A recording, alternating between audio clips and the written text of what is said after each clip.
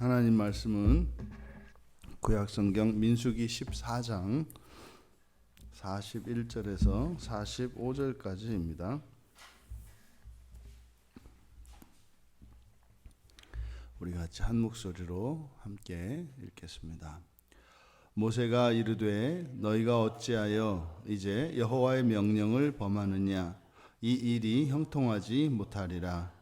여호와께서 너희 중에 계시지 아니하니 올라가지 말라. 너희의 대적 앞에서 패할까 하노라. 아말렉인과 가나안인이 너희 앞에 있으니 너희가 그 칼에 망하리라. 너희가 여호와를 배반하였으니 여호와께서 너희와 함께하지 아니하시리라 하나 그들이 그래도 산 꼭대기로 올라갔고 여호와의 언약궤와 모세는 진영을 떠나지 아니하였더라.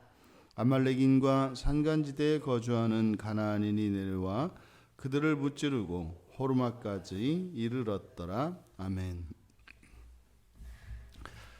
설교의 제목을 무모한 막무가내 신앙 이렇게 정했습니다.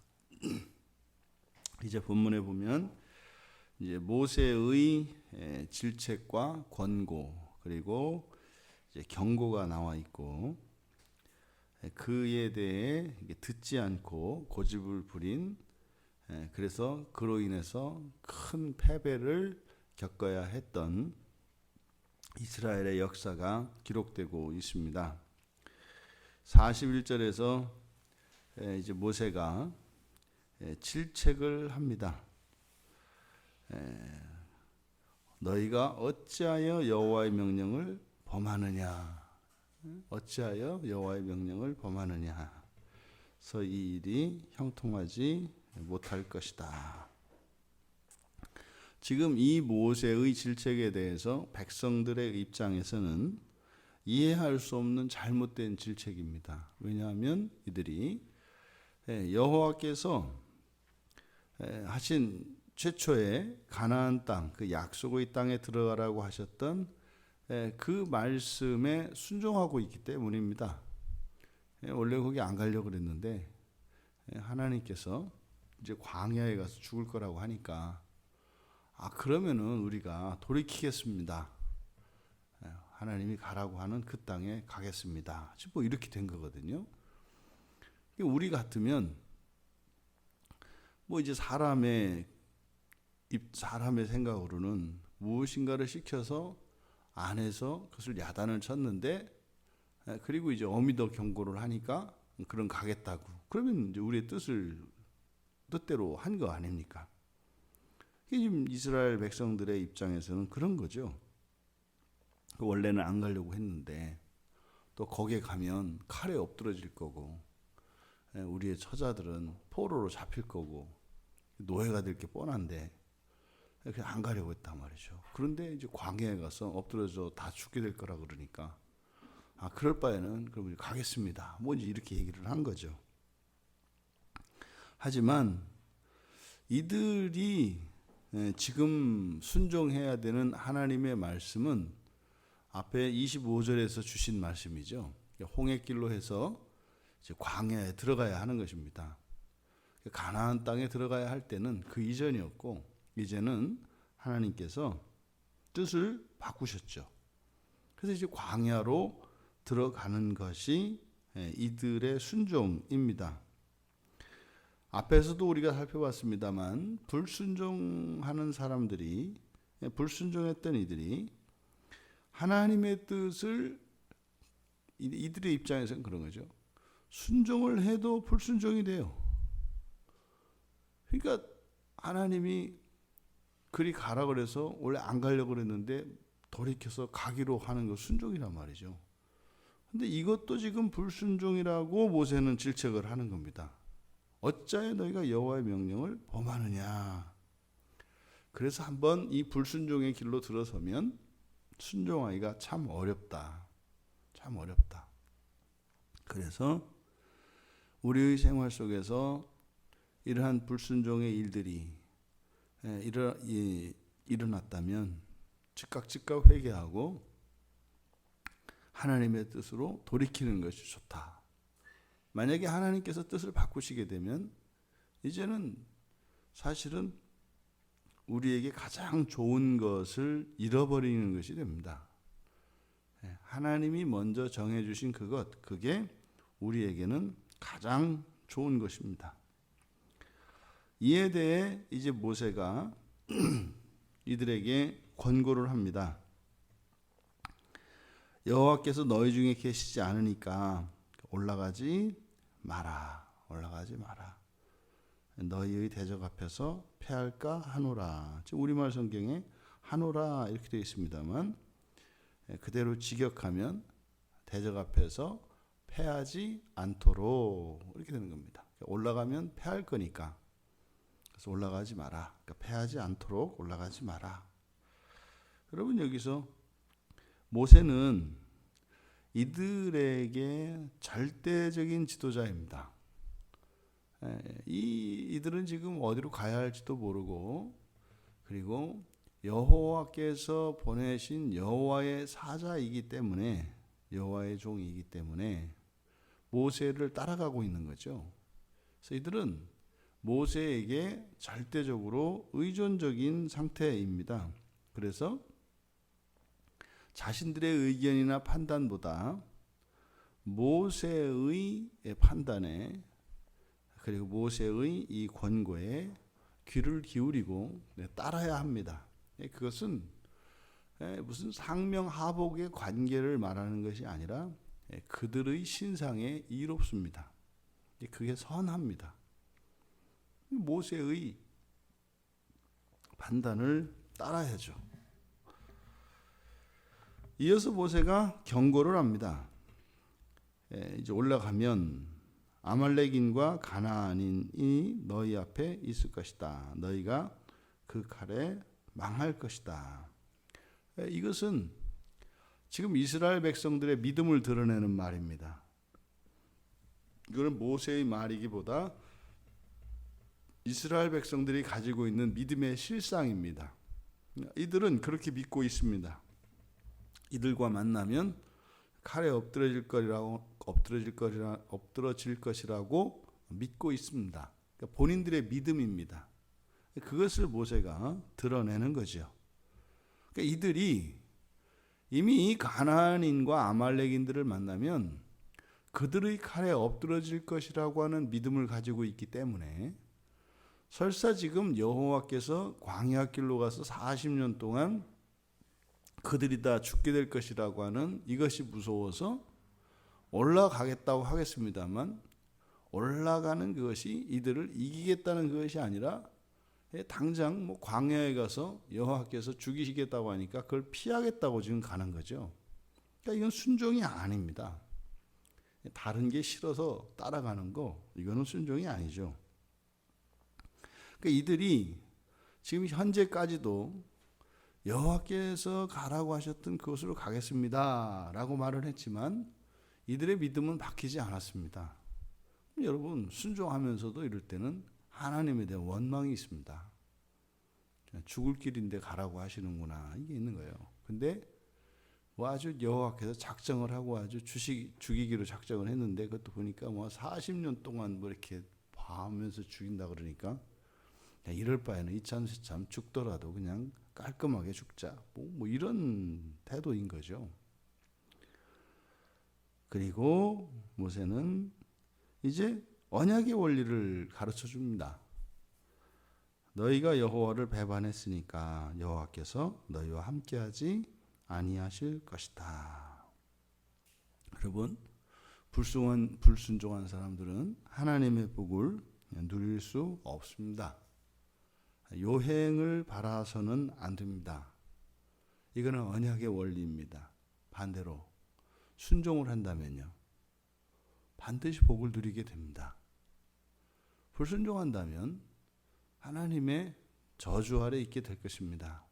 이거는 언약입니다. 하나님의 약속이기 때문에 이것은 반드시 지켜집니다. 그러니까요. 먼저 이들이 해야 될 일은 회개하는 일입니다. 지금 이들이 보이고 있는 태도는 의지적인 회개죠. 그러니까 가려던 길을 돌이켜서 하나님이 최초로 가라고 했던 그 길을 가기로 결정하고 가려고 하는 거죠. 불신앙이 있죠. 두려움이 있죠. 그런데 그냥 가는 거죠. 그럴 수 있습니다. 어떤 행동을 믿음이 없이도 할 수 있고 또 불만을 가지고도 그런 행동을 할 수 있습니다. 또 어떤 일을 하느냐 안 하느냐 이것이 그것만으로 올 회개라고 하지 않습니다. 또 물론 그렇게 행실이나 태도를 바꾸지 않는 것, 이것도 회개가 아닙니다만 그렇게 이렇게 행실과 그런 행위, 이들이 나아가려고 하는 그 행로를 바꾸는 것만으로 이걸 회개라고 하지 않습니다. 먼저 회개는 마음속에서 전인격적으로 동의해야 되고 그리고 감정적으로도 그것을 기뻐해야 합니다. 그리고 나서 하는 이런 행로의 변경이라야 진정한 회개죠. 이들에게 지금 필요한 것은 하나님의 복입니다. 이들이 무엇을 하고 이기고 지고 이게 아니라 하나님의 복이 필요해요. 우리가 예수를 믿고 살아가는 사람들은요, 하나님의 복이 필요해요. 그 은혜라고도 하는데 보다 구체적으로 이 지상을 살아가는 데 필요한 은혜들, 이게 이제 하나님의 복입니다. 이 복이 필요해요, 우리는. 그러니까 세상 사람들은 자기가 벌어서 자기 힘으로 먹고 삽니다. 우리는요, 하나님이 주시는 복을 먹고 사는 사람들이에요. 우리는 기독교는요, 그래서 복의 종교예요. 복의 종교. 하나님의 복을 우리가 구하고 누리면서 살아가야 한다니까요. 우리도 일을 합니다. 근데요, 우리가 열매 맺기 위해서 일을 하는 게 아니에요. 우리는 이 세상을 통치하는 사람들이기 때문에 우리의 모든 노동은 통치 행위로서 하는 겁니다. 우리가 회사에서 몸담고 일을 하더라도 돈 벌기 위해서 일하는 게 아니에요. 그거는 그 사장님들은 그렇게 생각하겠죠. 우리를 고용을 해서 본인들이 월급을 주고 우리가 그 월급을 받기 위해서 일한다고 생각을 하시겠죠.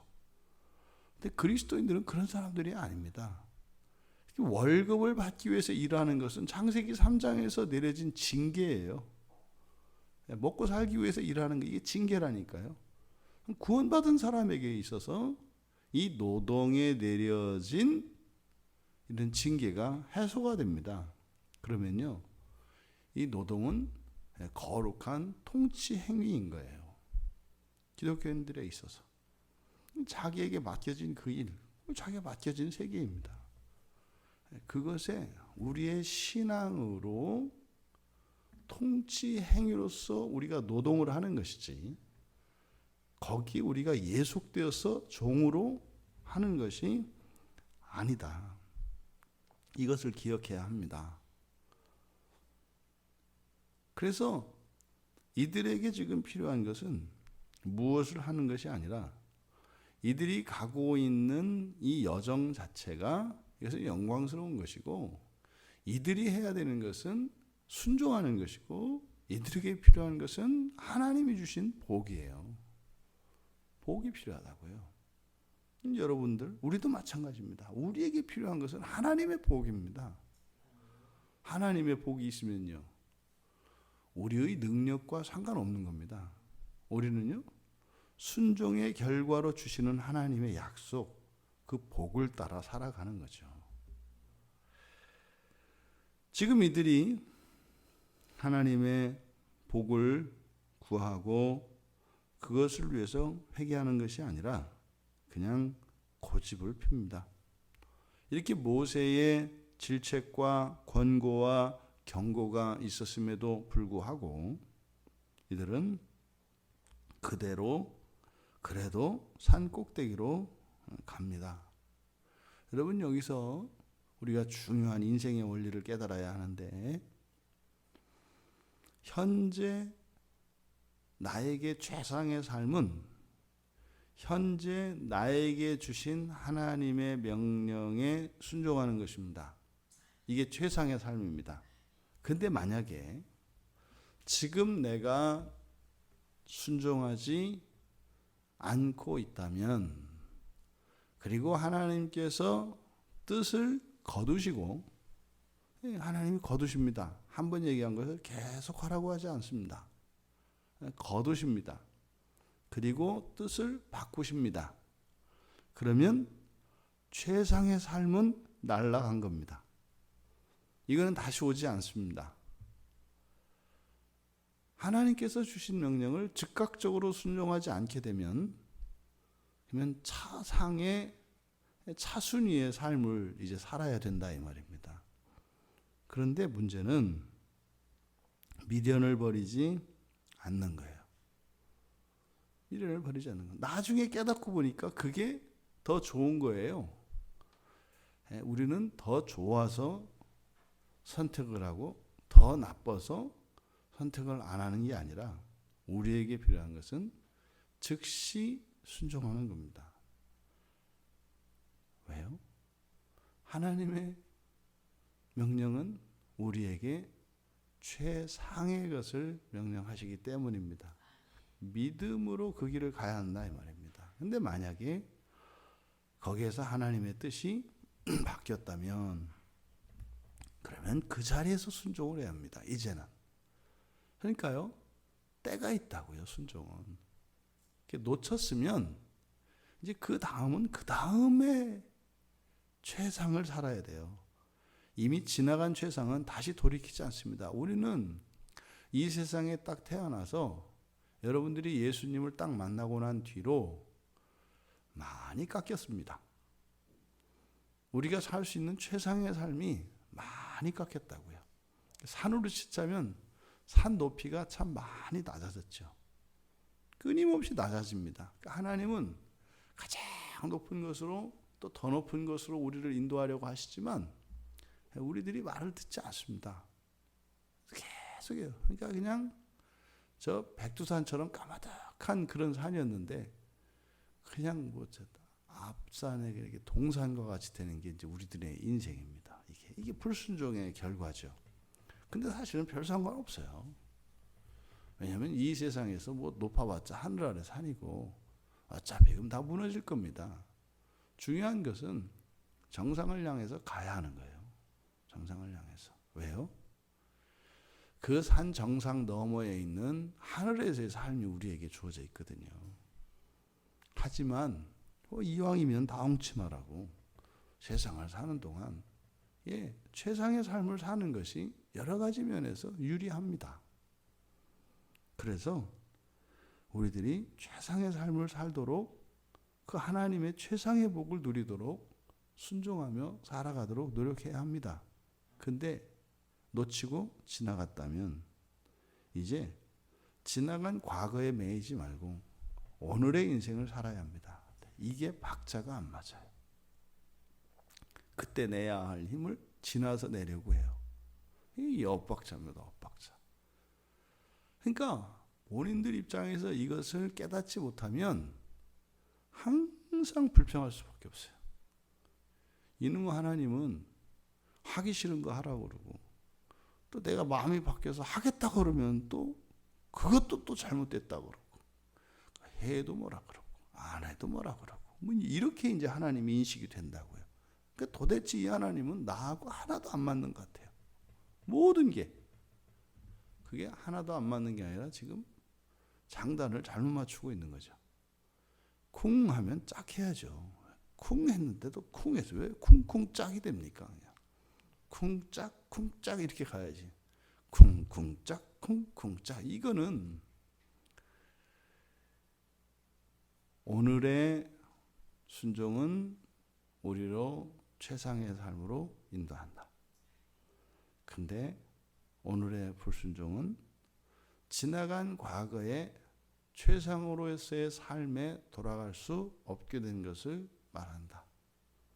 그러면 차상을 최상으로 알고 살아가야 한다.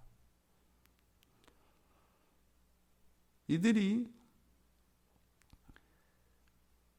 과거에 잡혀서 이렇게 또 다른 우를 범하고 있습니다. 그러니까요, 과거에 했던 불순종을 똑같이 하고 있는 거예요. 똑같이. 그럼요, 여기도 마찬가지로 또 불순종을 하지 않습니까? 그럼 또 이제 지나면 이들은 이제 갈 겁니다, 홍해로. 그 다음 명령이니까. 이게 지금 과거에 잡혀 있는 그런 인생입니다. 이때 이들이 산 꼭대기로 올라갔습니다만 여호와의 언약궤와 모세는 진영을 떠나지 않았다. 다 동조하지는 않은 것 같아요. 이들을 다 따라가지는 않았습니다. 그리고 더욱 중요한 것은 언약궤가 움직이지 않았는데 이들이 떠났다는 사실이에요. 이게 출애굽 이후에 이들이 겪는 최초의 패배입니다. 이후로 이들은 이제 패배를 경험하게 되는데, 지금 언약궤 없이 그들이 스스로, 또 모세 없이 그들 스스로 갔습니다. 여러분, 하나님이 함께하지 않으시면요, 절대로 가지 마세요. 하나님이 동행하지 않으시면 절대로 가지 마세요. 그는 가는 게 아닙니다. 그것은 뒤로 물러서는 길입니다. 하는 게 아닙니다. 그것은 하는 것이 한 것을 허물어뜨리는 일입니다. 하나님이 함께 하신다는 확신이 있기 전에는 움직이지 마십시오. 하나님이 함께 하신다는 확신을 가질 때까지 기다려야 합니다. 하지만 이들은 하나님이 확실히 함께하지 않으셨고, 또 이들의 지도자로 보낸 모세도 함께하지 않았고, 심지어 백성들 사이에 균열이 일어났습니다. 그런데도 주장과 고집을 꺾지 않았습니다. 죄에 잡힌 상태입니다.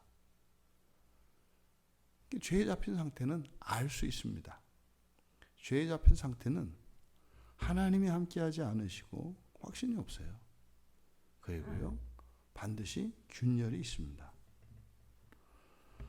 결과는 이미 정해져 있습니다. 모세의 이 권고와 경고 속에 이미 이들의 미래는 예측되어 있습니다. 이거를 예언이라고 합니다. 모세의 이런 경고가 예언이죠. 그러니까 이것은 구원의 과정 안에서 일어나는 일입니다. 그냥 단순한 일상사에서 일어나는 것을 예언이라고 하는 것이 아니라 구원과 관련하여 예측하는 것을 예언이라고 합니다. 그러니까 그들의 인생이 미래에 어떻게 될 것인가를 점치는 것이 아니라 하나님이 어떻게 그들을 구원하실까를 밝히는 것이 예언이라고요. 그러니까 구원과 상관이 없는 미래에 대한 예측은 성경에서 말하는 예언이 아닙니다. 그거는 점이죠, 점. 그건 점술이에요, 그거는. 근데 그런 점술은 미신이고 귀신을 섬기는 것입니다. 이들이 올라가서 아말렉인과 그 산간지대에 거주하는 가나안들이 내려와서 이들을 무찌르고 호르마까지 이뤘대요. 이 호르마라고 하는 것은 저주라는 뜻입니다. 패배하고 저주를 받았다, 이렇게 되는 겁니다. 실패했을 뿐만 아니라 후퇴하게 됐죠. 이들은 힘써서 나름대로는 순종한다고 한 겁니다. 그런데 그것으로 인해서 어떤 성과는 고사하고 오히려 패배하고 오히려 더 후퇴해야 하는 이런 일이 일어나게 된 것입니다. 여러분, 이들의 실패는 그저 단순히 본인들만의 실패가 아니라 여기에는 수많은 노약자들이 함께 있습니다. 거의 200만 이상이 되는 백성들이 달려 있습니다. 그들 전체가 겪어야 했던 고통은 얼마나 컸겠습니까? 여러분, 이 무모한 막무가내의 이 신앙과 정말 온전한 믿음의 신앙, 이것을 분별해야 합니다.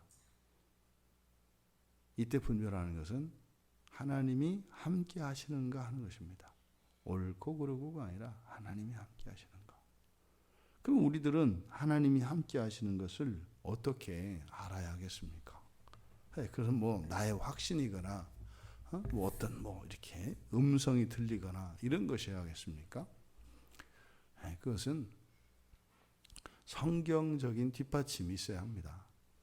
참으로 내가 가는 이 길이 옳은 것인가? 하나님이 기뻐하시는 일인가?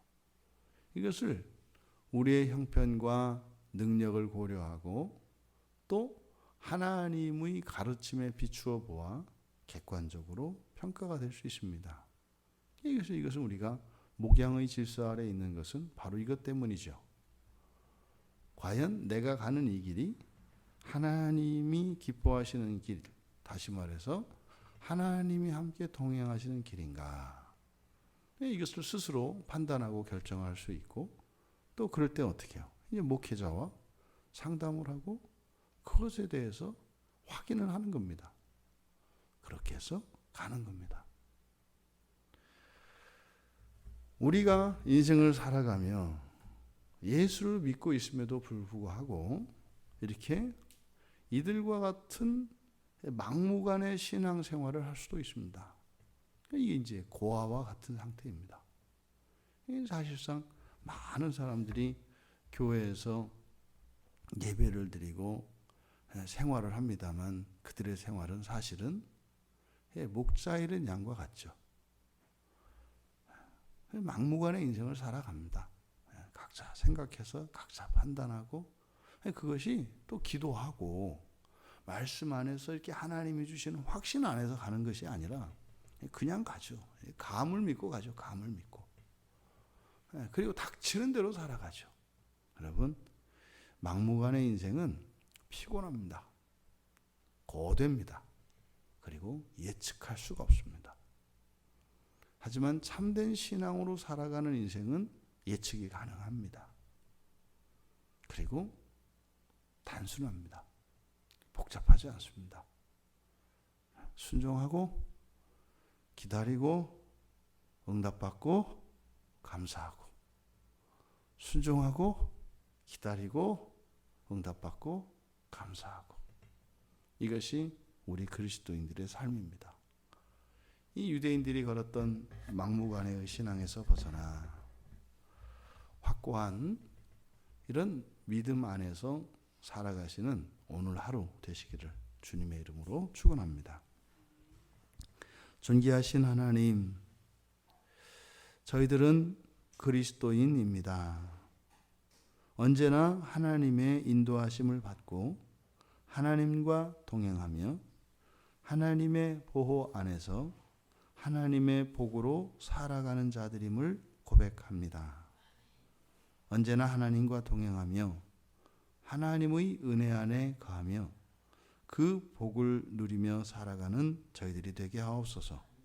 감사하며 예수님의 이름으로 기도하옵나이다.